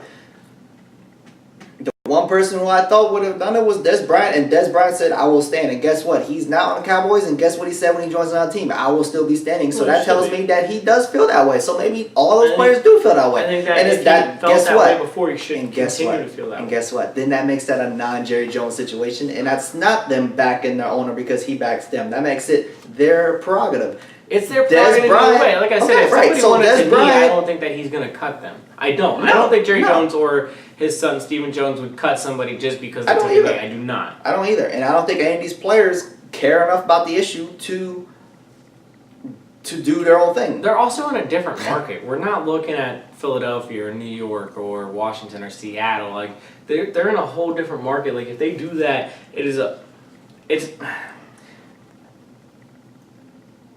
they lose more fans as humans. They're in a red state. Can you just say it? They're in a white state. So it's not proactive for them to do it. It's more powerful if they do it there, but more powerful, but it's not proactive for them in what the overall goal for them. I guess. There's no reason to divide your locker room and the media like that, and that's how Jerry Jones looks at it. There is no reason for them to do that in their situation. That is a situation that would turn very bad. He made that clear a year ago. I think that Jerry Jones, like I said, would absolutely be standing right next to these players that if they on or off, they wanted to go stand in front of City Hall and have a conversation about what's going on in the inner cities. That's what irritates me about the whole Jerry Jones thing. Like, we keep making this story about what he's saying, but we completely ignore the fact that he took a knee pre-anthem with his players because he was trying to show support. Regardless, right, and for them, did that and not for just their for issue them, because for he said, you know what, I understand, and this is what we're doing. It means something to me too. If it means something, to it's going to mean something. He did it pre-anthem, which cool. Then he said, you know what, we're going to do a pre-anthem, but then we're going to stand. But we don't even talk about that anymore. That's my bigger issue with that. Is that he was supportive, and he is supportive, like you're saying, of his players. But we don't talk about that anymore. Instead, it's just Jerry Jones is a racist, and he's this, that, and the third. I'm just like, what are you going to talk about? You don't even know what you're talking about. I don't look at it that way. Go on Google and search Jerry Jones taking a knee, and he is arm in arm with his players prior to the National Anthem. It was in Arizona on a Monday night. I was at the beach. I watched it. And he just made it clear that, no, we will stand. Okay, cool. Not an issue, Jerry. And his players are saying, cool, not an issue, Jerry. You still support us like you're saying. Mm-hmm. But we don't talk about that anymore. Instead, he's this, that, and he supports Trump. That's why I shrugged off the whole story Whether this year. He does or he doesn't, either way, he was still trying to meet them halfway in some way, shape, or form. Right, and he did. What other owner in his power of his age was doing that? Yeah. Nobody. I think it was the. But we forgot about that. Everybody Kraft forgot was about on that. the field with a couple of his players putting his hand on their shoulder. Did he take a knee? No, the Eagles owner stood there while Malcolm Jenkins had his fist up, but none of the Eagles took a knee either, and it was the same conversation in that locker room. The Packers had the same conversation in their locker room. So a lot of places, where They all they have their own way of doing it. they weren't. The Steelers decided not to come out. Remember that for that game, and it turned into a bigger disaster for them than not. Things like that. And that's the thing. No one knows how to handle this properly. Obviously, that's Jerry Jones' overall point, that there is an issue, but this orange guy in the White House and everybody else who's following this idea is the issues, the anthem, and the military. That neither one of those is the issue. It's not combining. It's not. But for some reason, we're blurring the two together. As well, and I think Jerry Jones is also trying to, hey, let's just stay away from it altogether. At this point, if there is no way to show what is going on, we tried it this way, it didn't work. It's not working, so let's just, I agree. He tried it the other way. It's not working. So, because now he went from, okay, I support y'all, to now I'm going to say no altogether, and now that's an issue too. So it's a no-win at this point. So this is I'm going to Stephen A. at this point. Forget it. What is the point at this point? So all the rules. I don't understand what the point is anymore. And rule changes with that. There was other rules going on and rule changes. One of them was the catch rule. They made it more proactive for wide receivers. Yeah, but it's apparently, I haven't seen it in play yet, but apparently it has made things a lot more clear. They're going to more of the college rule of control, which is actually way more clear, so hopefully that's how this goes. There was one more rule. They're going towards the college rule of tackling with the crown of your head.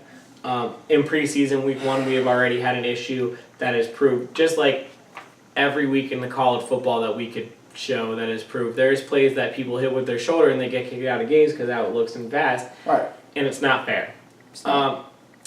It needs to get fixed. There's just no way around it. There was a player already that got a 15-yard penalty and he's going to get suspended or whatever, fine, because it comes with a fine no matter what. And you know what's going to happen? It's not his fault. He didn't do anything wrong.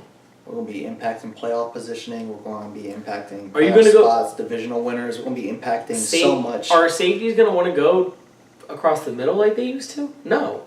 So there's going to be a lot bigger plays. We're going to have a lot more scoring. That leads me to Odell Beckham Jr. Great. Odell Beckham Jr.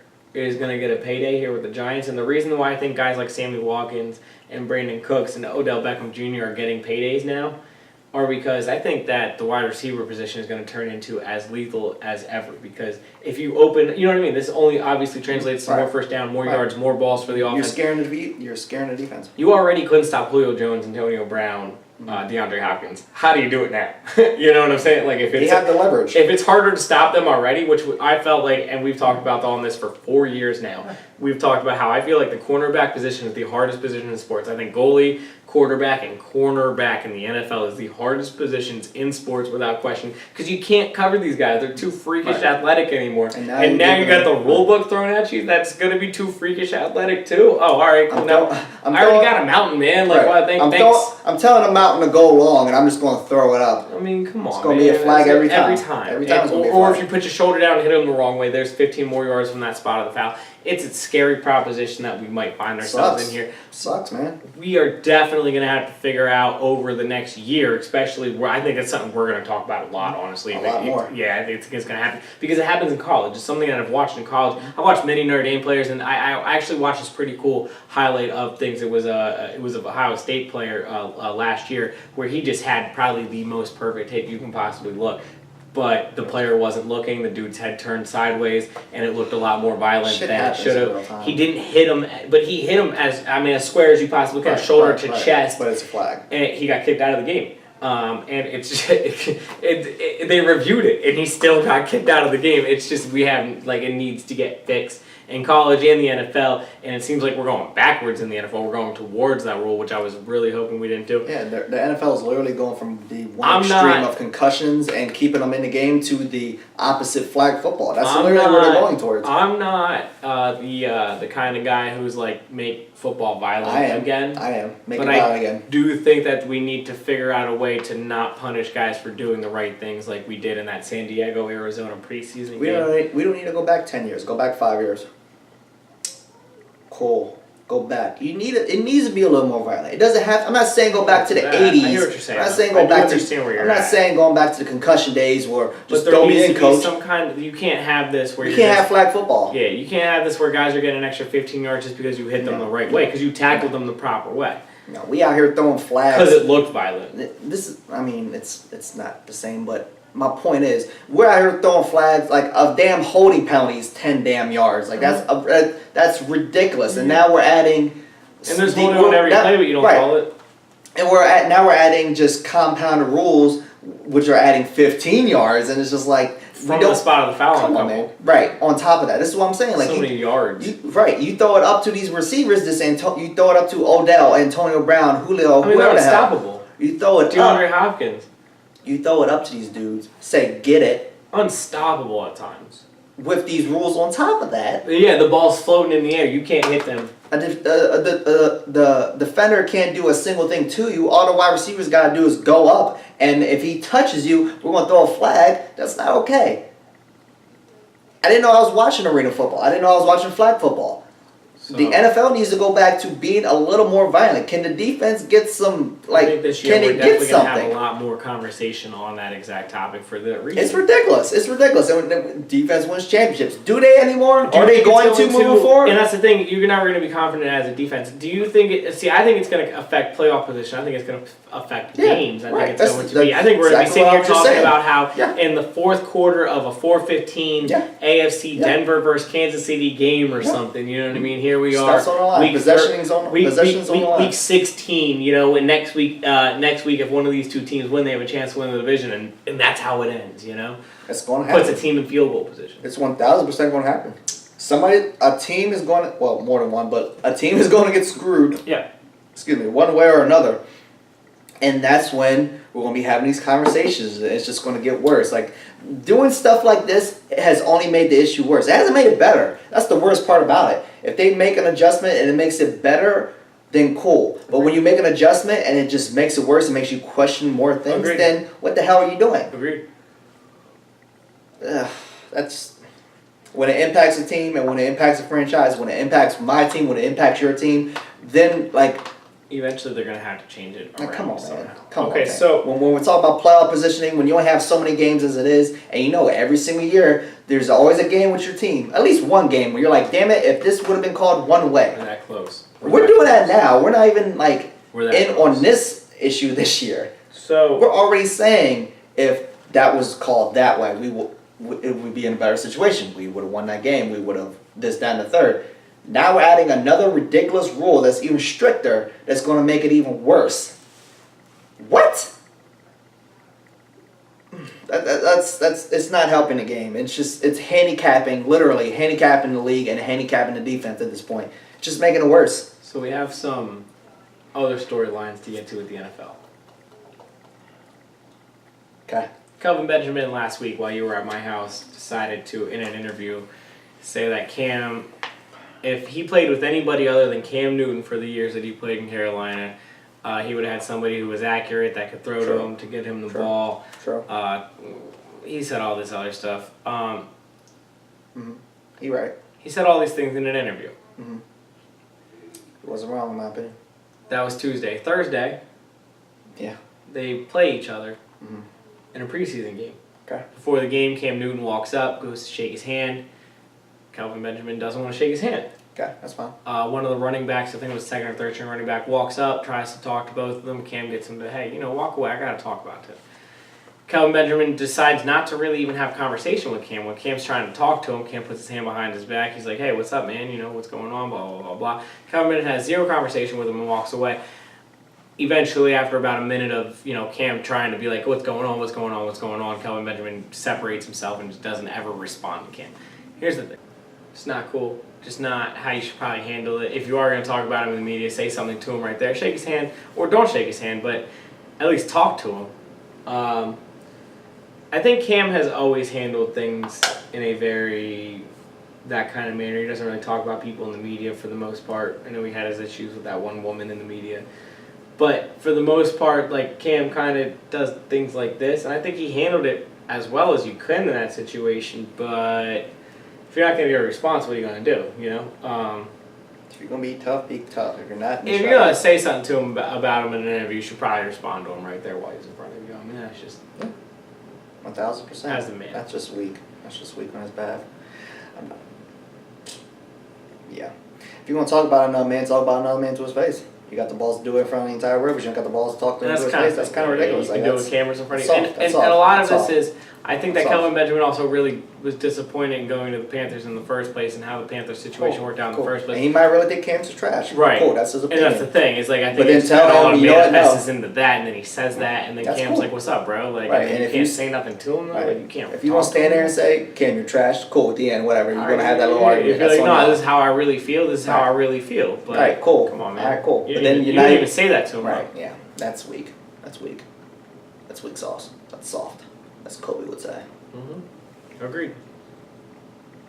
So in sad news, Tony Sperano, the old head coach of the Dolphins, offensive line coach for the Cowboys, and I think he was with the Broncos with his latest. He Oh, he's was with the Dolphins. He was the head coach of the Dolphins for a while. He got fired a couple years ago.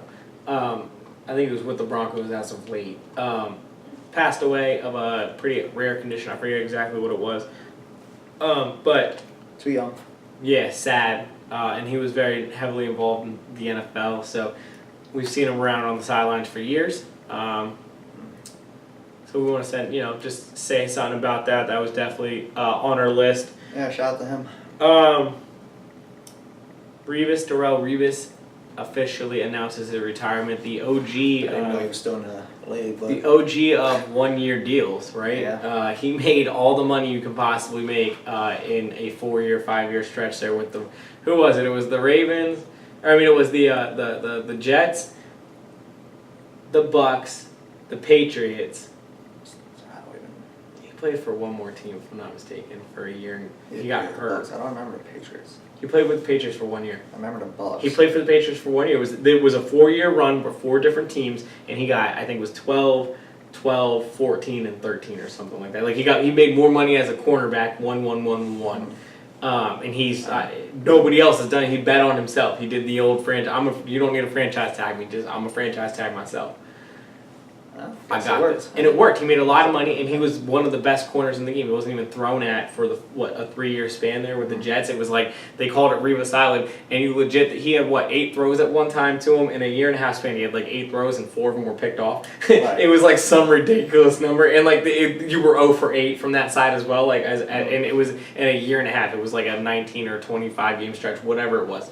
It was insane. His career was insane. If you look up his highlight reel in high school and college and the NFL, it's just it's off the hook, the whole thing. He was incredible. One of my favorite players to watch because, as we talked about, how hard it is to play cornerback in the NFL. Right. He had his own island. That's how good he was at it. So shout out to him. Yeah, definitely. Hall of Fame. Yeah. I think so. He's not first ballot, but he's in there. No, and his interceptions are actually fairly low if you look at it the overall. But the argument I would have with the low interception, argument with the low interception is nobody threw to that side. If he was only thrown to 8 sides in 20 games, 8 times. That's impact. If you only threw to his side 8 times in 20 games, like that's as good as you can get. I don't see why you wouldn't consider that a Hall of Famer. Oh yeah, he's in there. What he did in a 4 or 5 year stretch there, not just with the back-to-back contracts. I'm talking with those teams and even leading up to that with the Jets. What he did, it speaks for itself. Oh, 1,000%. Speaking of Hall of Fame, shout out to the Eagles fans. They showed out. It was the highest crowd ever at the Hall of Fame, and they said it was 75% sea green. The NFL Network themselves said that. Wonderful. Last year they were talking about trying to make it smaller, and they actually had expanded this year. Wonderful. Because there was that. So just shout out to the Birds. This is our year. So shout out to Birds fans. I thought it was a great look because we got talked about as a bad fan base, and it's cool when they do things like that. I got shout out. That's not even comparable. Whatever. Go there. Anyways, the shout out for Brian Dawkins who had a really great speech. I loved his speech. I enjoyed it. I did watch it back. Great. He was the only one that had a speech apparently. Ray That's all Lewis' I've been speech hearing. was a little That's all I've been awkward, hearing. I'll be honest with That's you. all I I've been watched it. I didn't watch any of it, but I mean, It was a little awkward. only thing I've heard is that Brian Dawkins had a speech. It was great. Cool. I won't say it won't. Shout out I to didn't him. listen to it. I don't know. T.O. I did watch his little 25-minute speech at his college, Chattanooga, Tennessee. See how he puts his little sly. I get down with T.O., man. No, that was sly. I wish Sly he was slander. at the Hall of Fame. That was That's sly nice. slander. But I saw his little 25 minutes. Really? Well, that's all they get. All of them. I saw his I think Dawkins was only 21. I saw his little 25 minutes. That's exactly what you said. Really? Little sly slander. All right. Little sly They slander. all got. Brian Dawkins had a great speech, but I saw T.O.'s little speech. I It was thought it was 25 good. minutes. I liked it. I thought it was fantastic. He did it from the perspective of him, and then he ended it But, with but, that's the but perspective everybody of you. just heard and saw how he addressed Brian Dawkins and how he addressed the T.O., which I he, get he down with clearly T.O., put it that's such a small scale. I don't think it was Got as good as a speech as Brian Dawkins, but I thought it was a good speech. You're right. It was a little 25 minutes. I thought it was a good speech. You don't even know how much of a Philly move that was. I also liked his jacket. Did you see his jacket? No. He had the Hall of Fame print on a gold blazer. It was dope.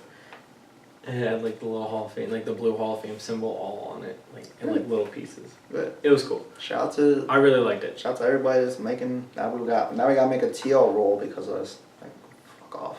No, we didn't.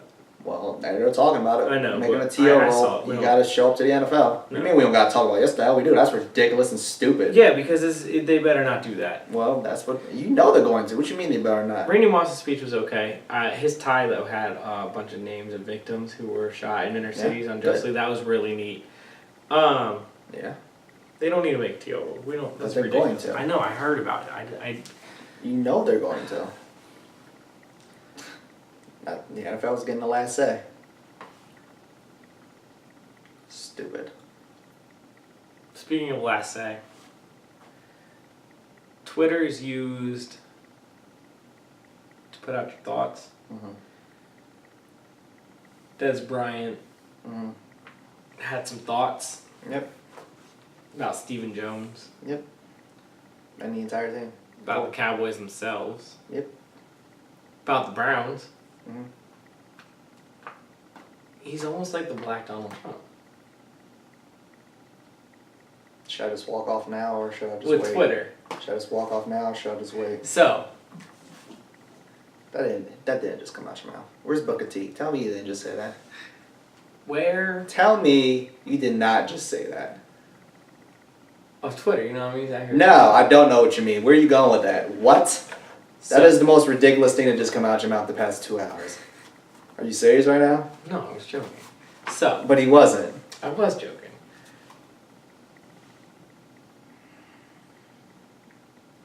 That's a horrible joke. So,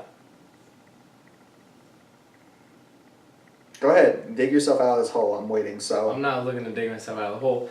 Des was tweeting about the Cowboys. He responded to, if I'm not mistaken, it was just like an article, right? I don't know.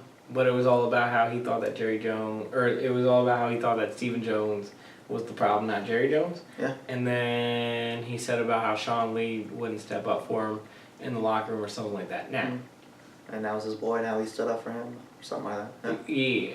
Again. Do you think that Des would have a job? I don't think a linebacker stepping up for him in the locker room would give Des Bryant his job still with the Cowboys. You know what I'm saying?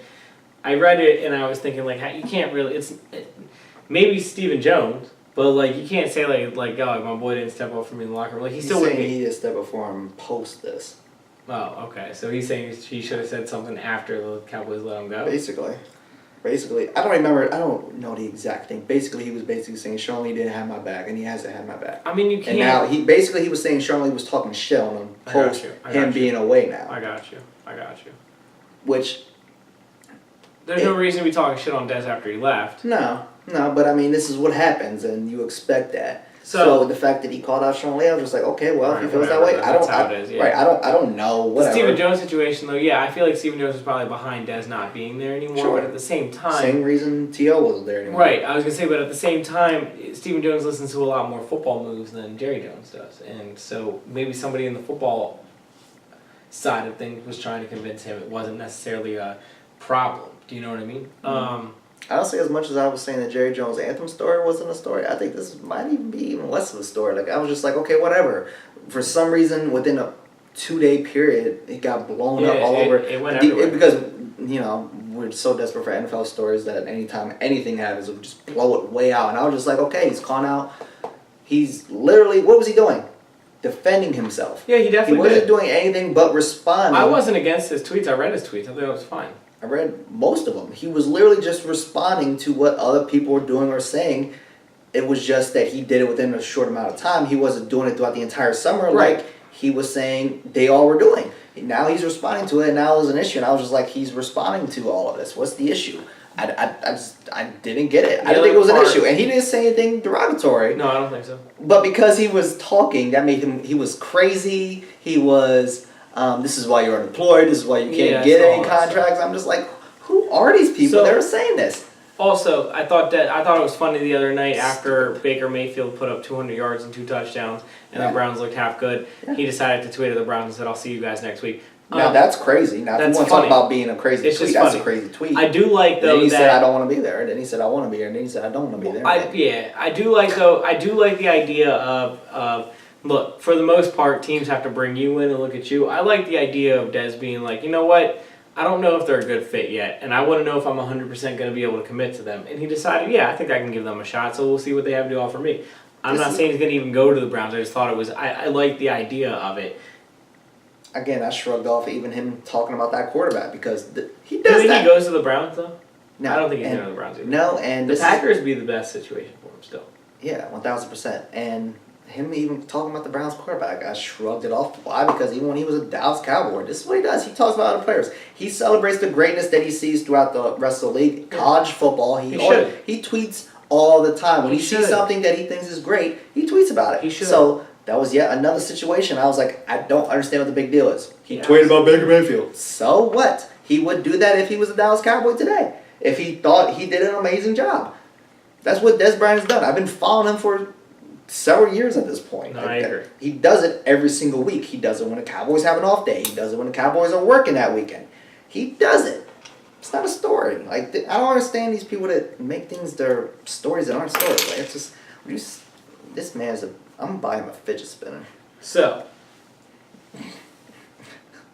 did you see any other rookies? Saquon Barkley? No, I don't watch preseason football. I'm an adult. I have things to do in August. Like, celebrate summer. I don't talk about football. I don't talk about lattes and pumpkin spice things in August like all these people do. It's August. That's what people do on social media. I don't understand it. Talking about like Halloween and spooky things and football. It's like it's August. Then we have one more thing to talk about. I don't understand these people. What's that? WWE. Oh, yeah. Some big news. Wrestler passed away. Yeah, a lot of wrestlers passed away. Within a span of 24 hours, they had 3. Bunkhouse Brown, Nikolai Volkov, a legend. Yep. Grandmaster Sexay, which you probably know him from Too Cool Days. Yeah. Early 2000s WWF. That's a hell of a situation I'm not even going to get into. But it's a mess and it's looking suspicious out here. But as of this recording today, we had Jimmy Animal Neidhart. Remember the Hart Foundation? Brett's tag team partner, tag team champion. Yeah. He passed away suddenly, 63. Things are still coming out today about that. Don't really know what it was, other than they're saying he had like seizures and he collapsed early in the morning, like 6-some in the morning. Scary. It's a whole situation. So shout out to him, rest in peace to him. It sucks. It's sudden. So yeah, that has sucked. We also got SummerSlam coming up this weekend, which is some positivity. A bunch of good matches. Ton of good matches. It's like 12 matches. I'm not breaking them all down. Right. It's just ridiculous. But world title match. Well, yeah, Universal title. We got Brock versus Roman Reigns again. Roman win. He's lost every time, right? Yeah. Brock. No, you gotta eventually give it up. Brock's not gonna be the champion forever. Yeah, Vince, you gotta eventually give it up. You gotta stop booking this as a main event. This is gonna be the 4th time that Roman would lose if this is the situation in the main event pay-per-view. So, and then... Who is looking forward to that? And then... Ain't no and then. Who is looking forward to Brock versus Roman for the 4th time when you've lost 4 in a row? What boxing fight... Are you? What boxing fight... He said no. What boxing fight, what UFC fight happens more than twice when you've lost both of those times. Never. Why? Because it's not a market for that. No. So I was just going on the other matches because you're absolutely right. Everything you just said about this. Brock should not be fighting him again. no, he should not be. Time. 4 times. He's lost the other 3. 2 of those were out of WrestleMania. Why isn't Jericho fighting for the championship? 2 of those were out of WrestleMania.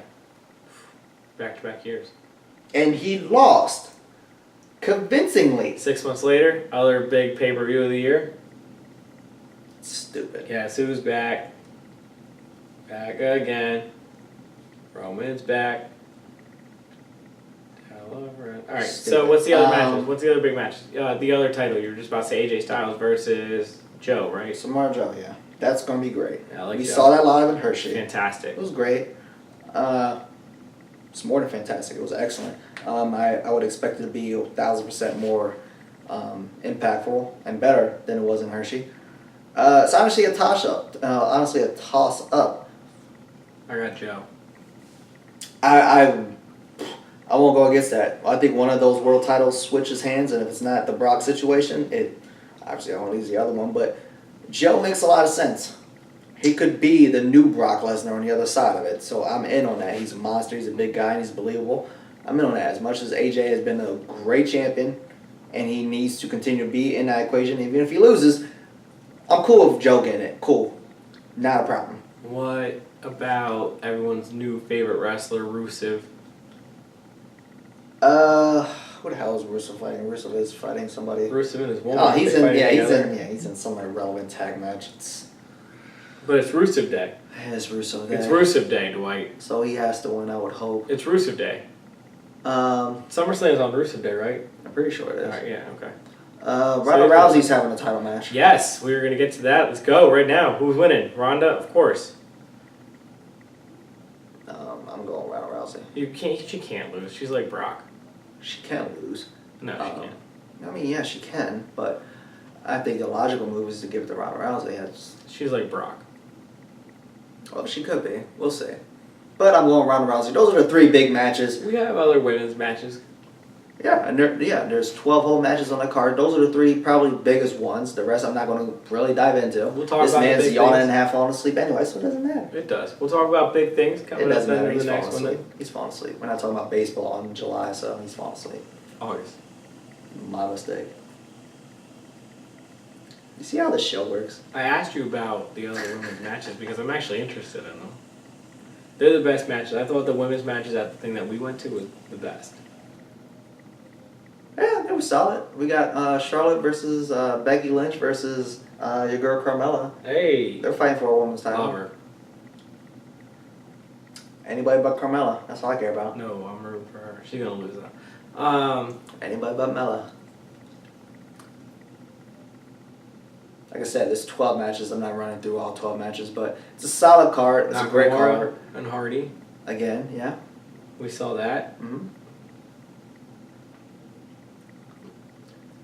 I don't really care who wins, so it's kind of irrelevant to me. Nakamura should be a world champion instead of fighting for a secondary title, but whatever. Dwight next week.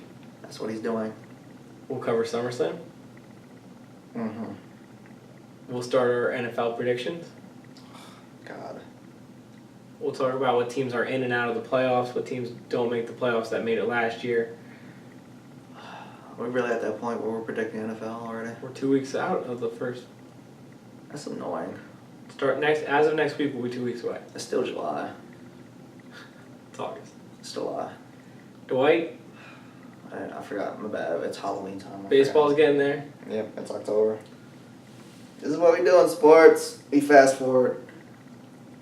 Not even. We're already... Dude, if you go to a grocery store right now, you can get Halloween shit. I know, I saw it. First week of August, they started at.